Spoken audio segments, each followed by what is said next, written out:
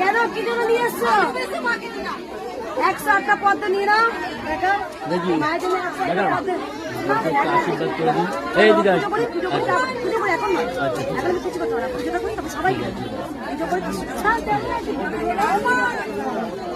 108টা পদ্ম নিয়ে এসছো আমার জন্য, দিয়ে দাও, ভালো হবে।